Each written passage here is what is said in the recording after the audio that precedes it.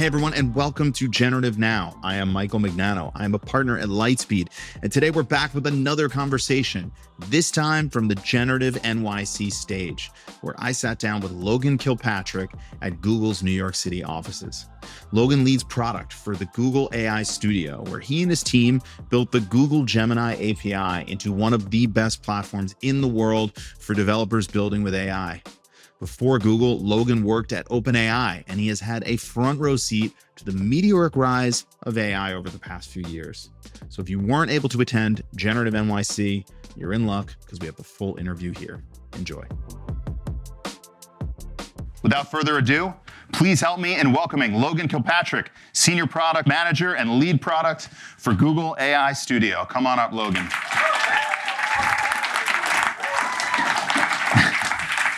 What's up, Logan? Hi. That was honestly the best intro of just an event that I think I've been to in an entire year. So thank Michael, you. I'm very humbled. Such a great job. Thanks. Well, thank you for doing this with me. I've been really, really looking forward to this. So, like I said, you have had a front row seat to kind of everything AI over the past few years. So we have to ask you about your journey. How did you get here? Maybe talk to us a little bit what came before this. I think you were at NASA at one point. You were at OpenAI. Give us the Logan story. Yeah. Well, one, thank you everyone for being here. Well, I'll tell my story very, very quickly, and we can talk about the exciting stuff, which is what y'all are doing, which is building with AI. I joined Google back in April to work with a bunch of amazing folks who are here in the room to build AI Studio, build the Gemini API. Before that, led developer relations at OpenAI. Joined at the end of 2022 when it was a small startup. Much less conviction at that point that it was going to turn into what it did. I'll give the very quick story, which is I had a job offer at IBM at the time. So this will hopefully humble the story a little bit. And I genuinely at the time did not know if I should take the IBM offer or the OpenAI offer. The IBM offer was cool to do something that I was excited about, but it was just much less clear at that point. I think unless you were in some of the circles that everything was about to explode. Before that was at a startup doing machine learning and deep learning for digital pathology called Path AI. And before that was a machine learning engineer at Apple. So started my career as a technical IC and have become a product manager over time.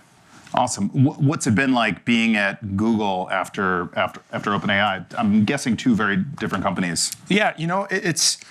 The interesting experience for me personally was I joined OpenAI as a startup, and it truly felt like a startup, and there was 200 people, and I think it became not a startup over the course of just a year. And I think coming back to Google has actually felt like a startup. The Gemini stuff happening inside of Google, despite it being a massive company with huge scale, really does feel like a startup. If you have agency and you are excited to do something, you can actually go and build that thing or ship that feature for developers or for customers. So it's felt wonderful from that perspective. And I think we have a ton of work that we have to do still, but it's generally we're trending in the positive direction. Maybe before we get into some of that work and what you're trying to accomplish, help us understand what AI looks like inside of Google. Obviously there's Gemini, there's the AI Studio, there's DeepMind. Yeah. Help us better decipher what we know from the outside. Yeah. So there's a bunch of folks here from Google DeepMind. So hopefully you'll find the people at Google DeepMind. I don't want to call them out. But so Google DeepMind does all the hard work of sort of building the generative AI models that sort of power all the internal features at Google, as well as a bunch of the developer APIs. And then there's a whole bunch of different teams at Google who are sort of commercializing, building internal products. And that's everyone from, ads to YouTube to search, building AI into the actual products. And then the Google Cloud team takes a lot of the models and puts it in the hands of builders. So if you're sort of an enterprise customer, you might be using something called Vertex AI to get access to Gemini models. If you're a sort of long-tail developer just getting started building, startup founder who just wants the fastest possible solution to build the Gemini, you might use Google AI Studio, the Gemini developer API.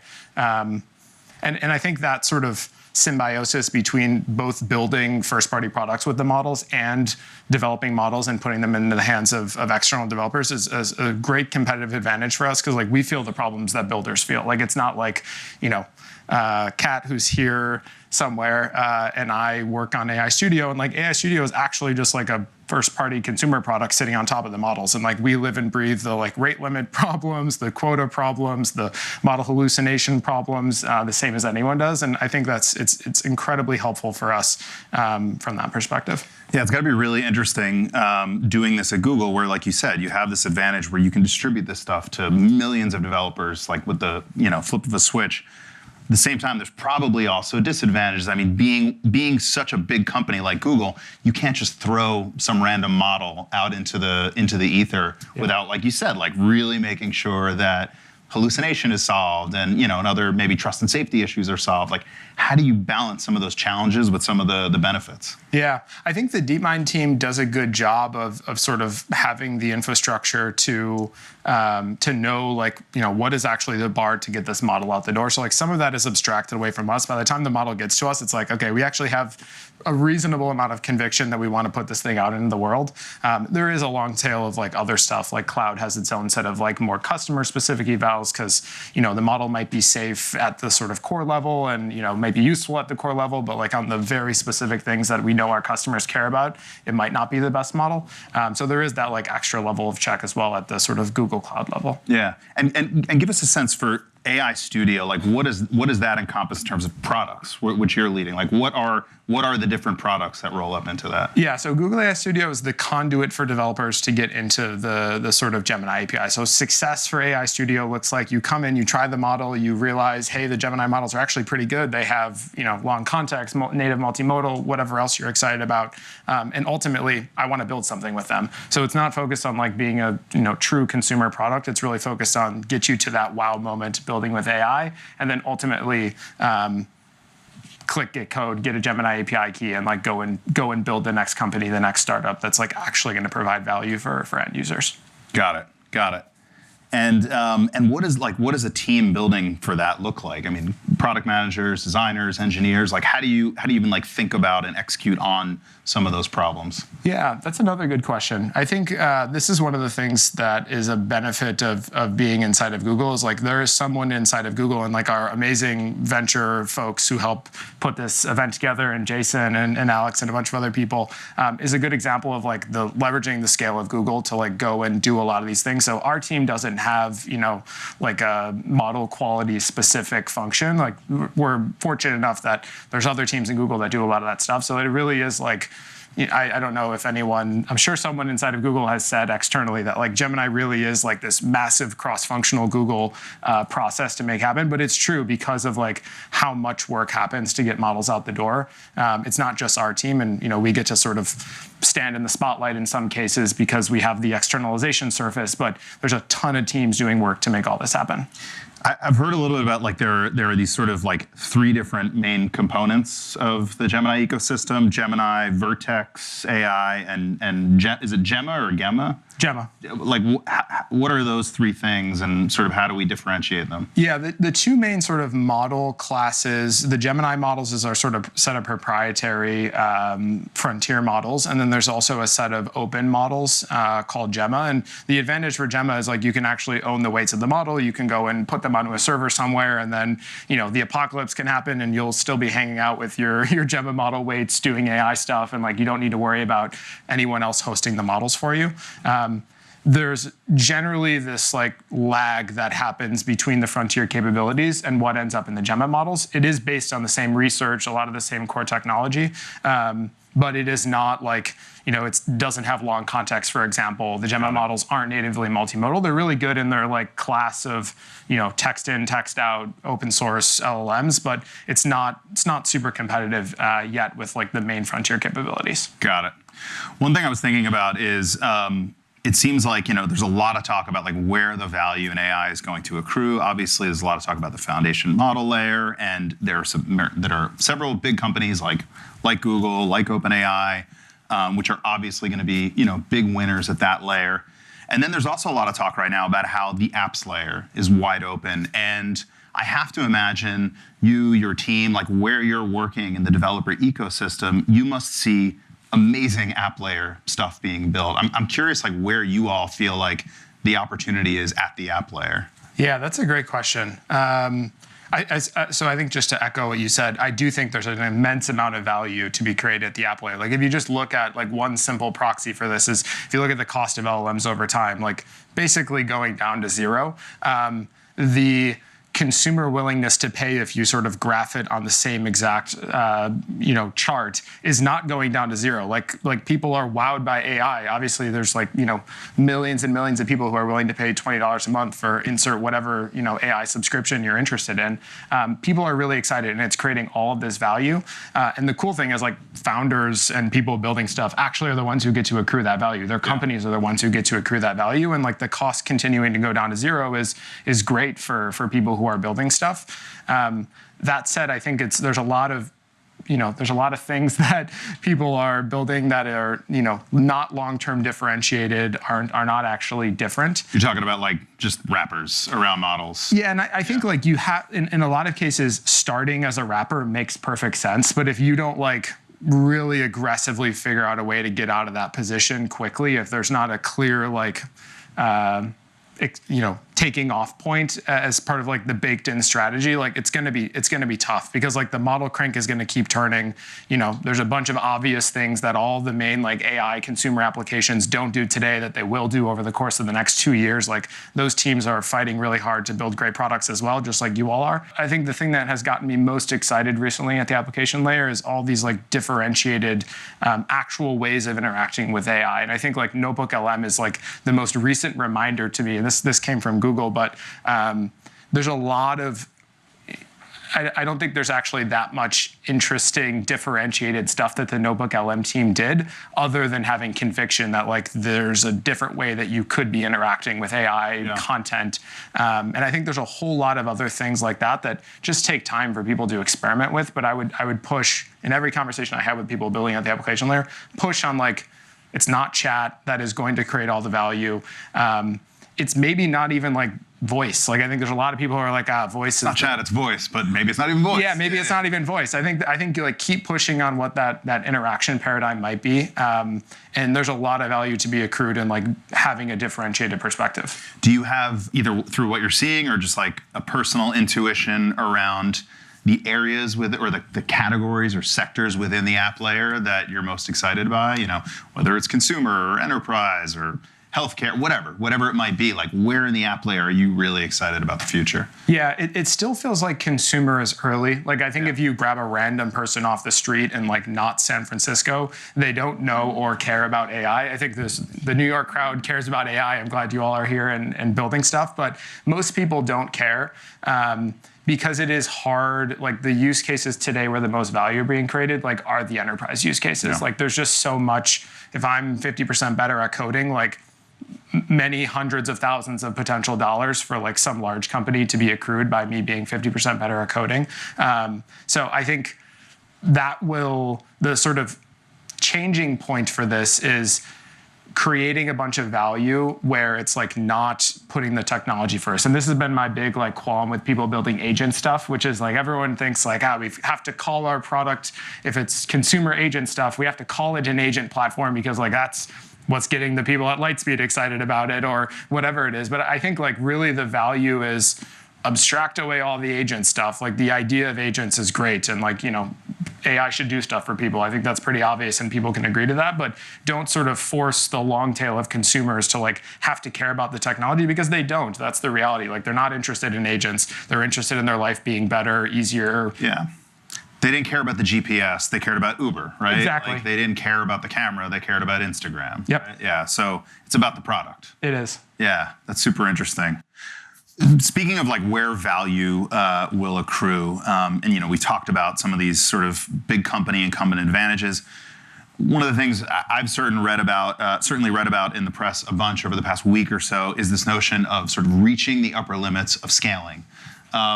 You're around a lot of this stuff. I can tell by your tweets you're a sort of big thinker when it comes to AI. Like, where's your head at on the scaling limit question? Are we starting to reach the upper limits of what these transformers can do?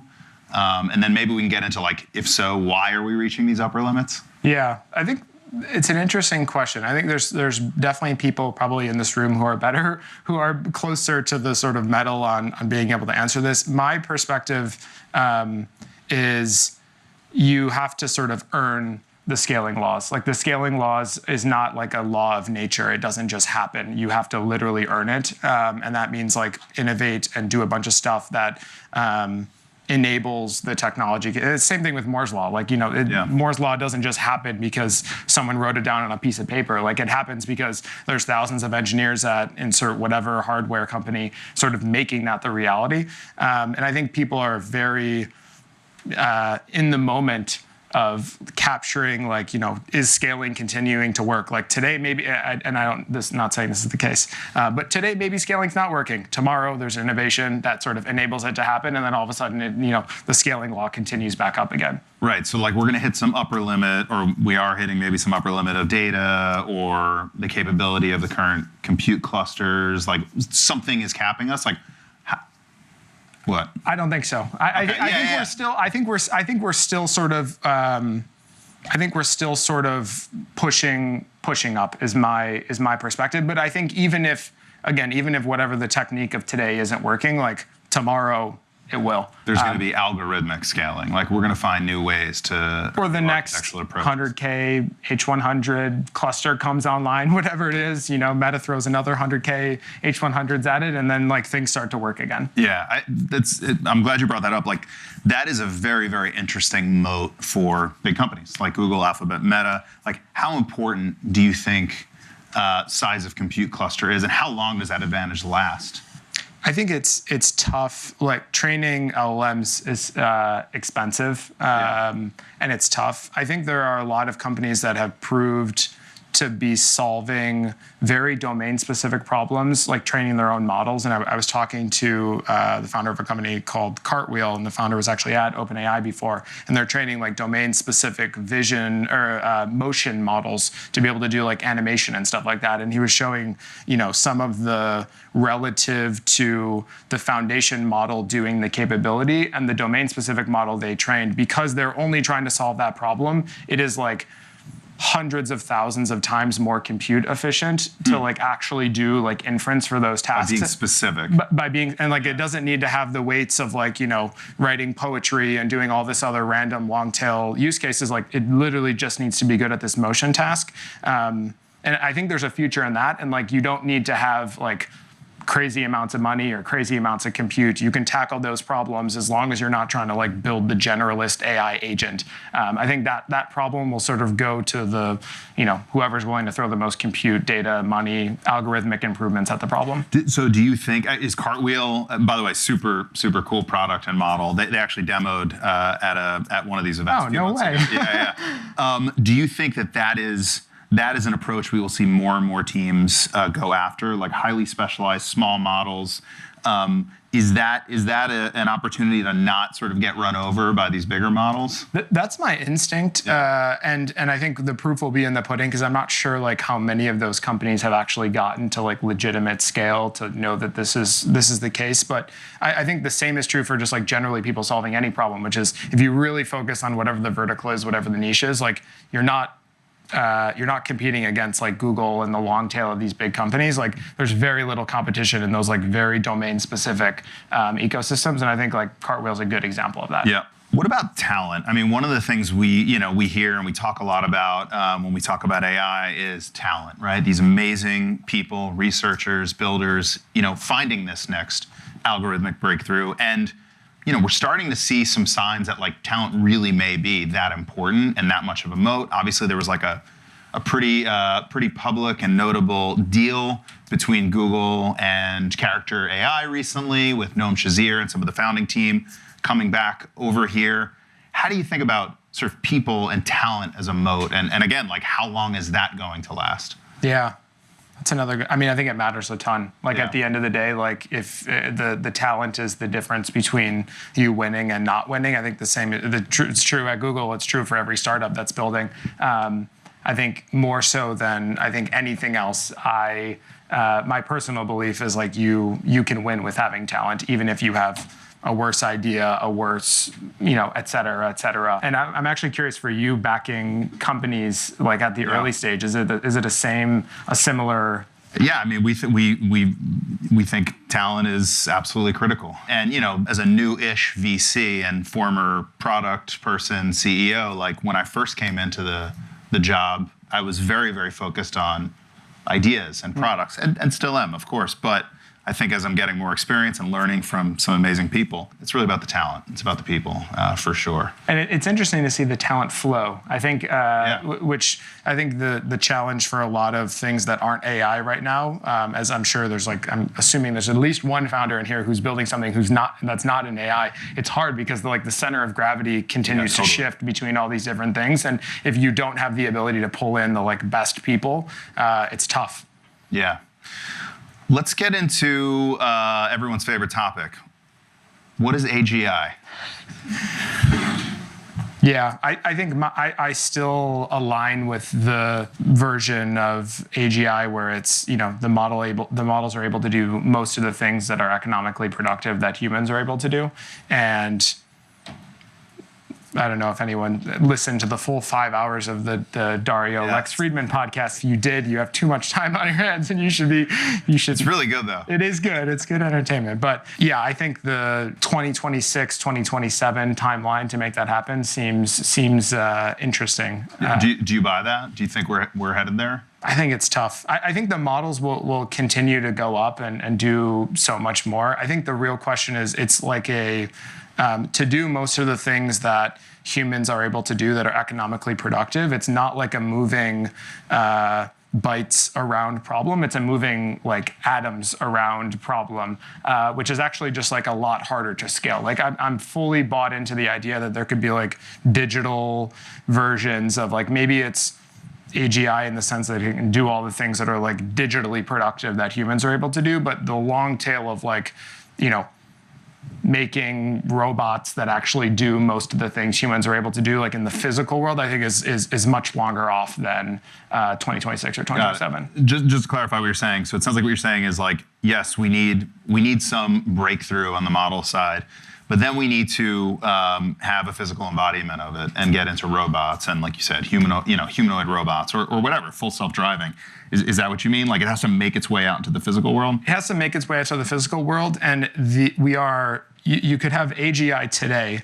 Assuming you had AGI today and the current state of robotics was the same, we're still end of 5 years away from any large scale, manufacturing run of humanoid robots that are actually going to be able to scale out and have any meaningful impact on the world. Yeah. So it's we can definitely scale up the digital intelligence, but I think actually manifesting intelligence out into the world in a physical form is going to be much, much harder to make happen. How does Google think about this? Obviously there are startups out there that, they're very publicly stating that their mission is AGI or super intelligence. Is that something that Google talks about and thinks about internally? It's hey, we're doing Gemini because we want to achieve, artificial superhuman intelligence, or do you not even really speak in those terms inside of Google? I've heard Demis, not to speak on Demis's behalf, I've heard Demis say a bunch of times he wants to make AGI. I think for Google, Google's mission as a company is, organize the world's information and make it universally accessible. So I think it's less, it is much less at the Google level, AGI focus. I think DeepMind and I'm sure Demis probably want to make AGI as sort of the focal point. He's been pushing on that for 10 years now or something like that. Yeah. Are you looking forward to AGI, or are you an accelerationist or a doomer, or somewhere in between? I think I'm looking forward to it in the sense that I think there's a lot of tough problems in life, and I'm excited for AI to help solve a bunch of those tough problems. I think the real practical downside is, and again, back to this narrative of you can grab random people on the streets of any city besides San Francisco and ask them about AI, and if the tool actually does deliver on this promise of everything that everyone says it's going to, the time horizon to educate the world about whatever this new tool is or technology is just very long. And you can even look at ChatGPT as the most successful version of this. There are billions of people on Earth who have never heard of ChatGPT, have no idea how it works, all that stuff. And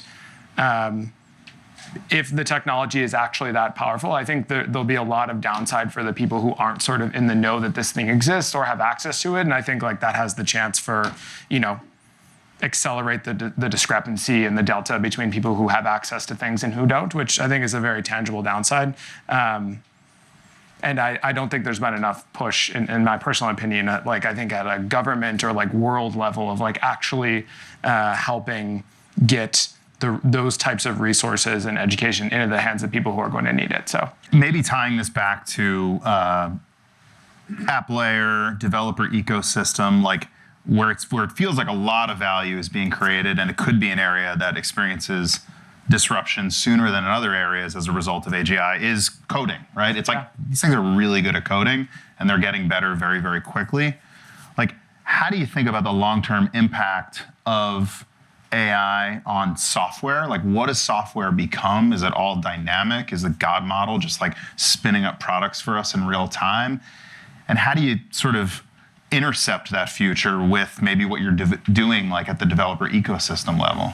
Yeah, it's a good question. And it's something that I think about a lot as a weekly active Cursor user who I think are closest to this. I think the Cursor example is relevant in that I think the path to get to that point is software engineers increasingly having this really powerful tool in their hands, which I think is a different version of the world than AI is going to replace software engineers. I think it really is the AI augmented software engineer is going to be able to do an incredible amount of stuff in the future. But it is not going to be able to, the fundamental nature of having to prompt models very specifically to do what you want is not going to change. And I think the example of, hey, AI model, go and spin up this vertical SaaS company for me to do is not actually going to be possible to happen. I think in the way that we think it's going to happen today, it's going to look, my assumption is it's going to look very different of how the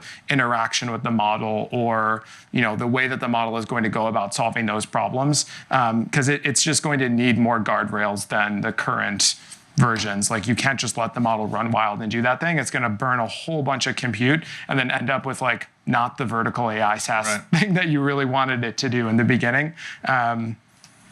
Which will be, it'll be interesting to see. I think there's a bunch of very specific problems that need to be solved to get to the point where the models are able to just generate entire stacks of software themselves. I do think it's going to be really interesting for enabling people to create software that maybe don't know how to code or maybe don't know how to code very well. It feels like you could see this almost Cambrian explosion of software, right? And all these amazing new applications that you really couldn't have before.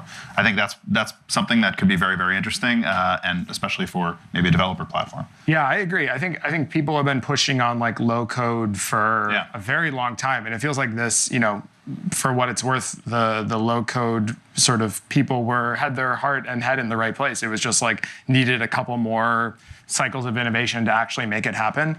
So it'll be interesting to see how much that actually comes to fruition.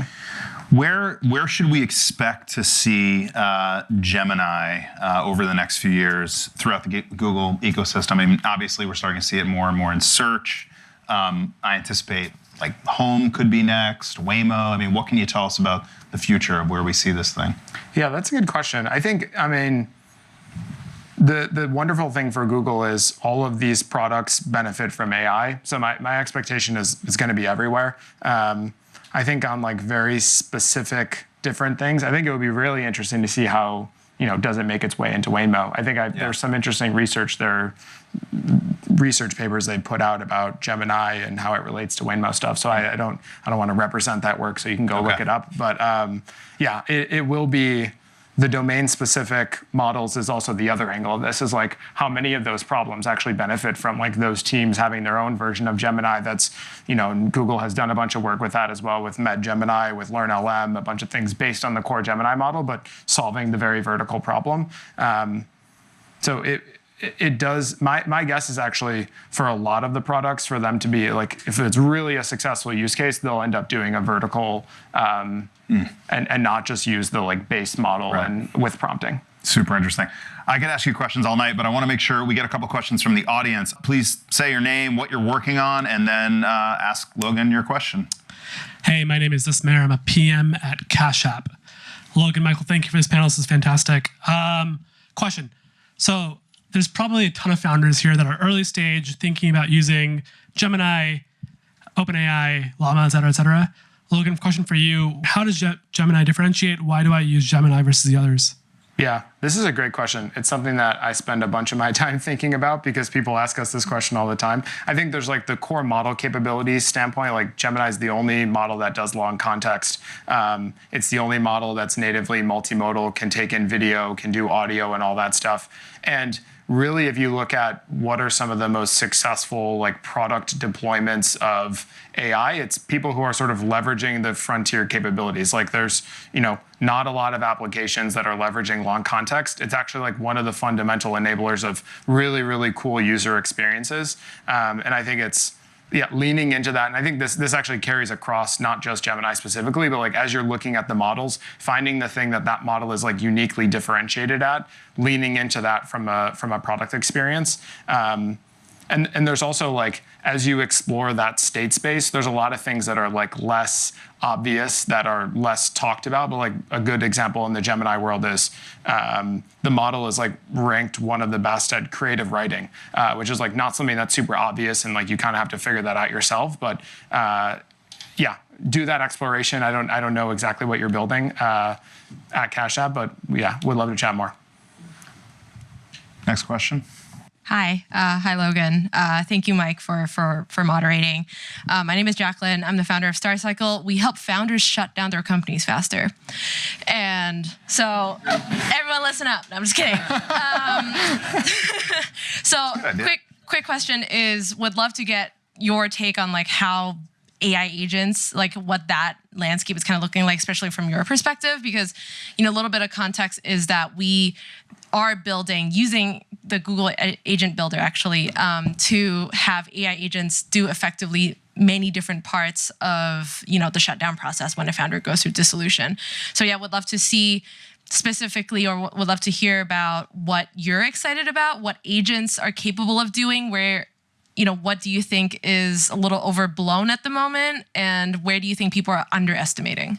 Yeah, I think people are overestimating the consumer willingness to like delegate very specific tasks to models. I think shopping is a good example. There's like a whole tar pit of AI agent ideas that are, going and, have the model buy tickets for a flight for me. I think all of those use cases are not actually going to be where most of the value is created. Like you should be doing things that or I guess put a different way, I think the thing I am excited about is like the models going and solving this long tail of problems that like I'm not interested in solving. And I feel like humans, this is like a very human behavior, consumer behavior problem, in that people actually like shopping, like is the very simple answer to that question. And you have to go and solve the problems of things that people really don't like doing, or create such a better experience that like they're willing to have AI augment it.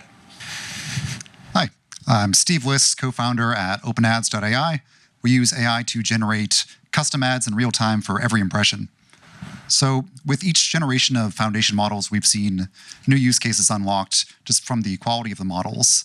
Gemini is interesting since it's running on TPUs, it's running at 200 tokens per second. What use cases do you see getting unlocked by just the speed of these models increasing? It's a good question. I think there's like a lot of real-time monitoring use case where like speed is very obvious. A lot of things that have to do with like taking actions based on what's happening in a video screen. So there's a whole long tail of like video image understanding, sort of real time. You can imagine like sports as a principal example of this, where having a intelligent model is actually incredibly useful, but has to be like, it's incredibly like latency sensitive. If I've like already kicked the soccer ball and ran 20 feet, like, it's no longer very useful if it takes 5 seconds for the model to say that happened. So I think lots of interesting use cases around vision and image understanding specifically, which also historically have been spaces where people have had to build domain-specific models. So I think there's like this huge long tail of enterprise value that's gone to companies that built those domain-specific vision models, or like internal teams. This is what I started doing in my career at Apple, was training domain-specific computer vision models to solve like very, very niche problems. And I think the LLMs of today with vision capabilities could probably do most of those use cases today, especially with how much faster they are. I also think we're going to see, use cases that are already getting adoption, getting much, much more once they get faster, right? Yeah. Like even just, answers through, whether it's the Google AI answers or Perplexity, like these things are awesome. They're not that fast yet, especially when you compare it to just Google search. Yeah. Google search is like instant. Or maybe some of that software on demand stuff we talked about earlier. Like you need low latency to pull any of that off. So I think a lot of the demand for like tokens is actually rate limited by how quickly you can get tokens. Also the cost, but like how quickly you can get tokens. I think there's a whole long tail of new use cases to be built, assuming that tokens, were coming out at 1,000, 10,000 TPS, whatever it is. yeah. Hey, how's it going? I'm Andy, student at NYU. I was kind of wondering, like, what's a question that's been on your mind recently? What are you thinking about? Is AGI God? Is AGI? No, I'm just kidding. Or am I? I've been having a bunch of interesting conversations with people about how much having frontier capabilities that don't actually provide value matters in the context of like getting people excited about what you're doing. I think there's a lot of flashy AI stuff that it's like very clear is not creating the value. Like a lot of the value is like much of the boring stuff. And this is probably generally tracks across AI and is not unique, but trying to find that balance of like, do we do the thing that we know is going to be useful for developers and is going to create all this value, or do we sort of allocate our resources to do this like frontier thing that like we know isn't actually going to be that like create that much value today, but is sort of an important signal to tell people where we're going and what we're capable of, and trying to find a balance between those things is tough. And yeah, spend time thinking about it. Thank you all for the questions. Logan, thank you so much for speaking with all of us today. Everyone, give it up for Logan Kilpatrick. What's up, man? Thank you so much for listening to Generative Now. If you liked what you heard, please rate and review the podcast. That really does help. And of course, subscribe to the podcast so you get notified every time we publish a new episode. If you want to learn more, follow Lightspeed at LightspeedVP on YouTube, X, or LinkedIn. You can follow me at Mignano, Mignano, on all the same places. And Generative Now is produced by Lightspeed in partnership with Pod People. I am Michael Mignano, and we will be back next week. See you then.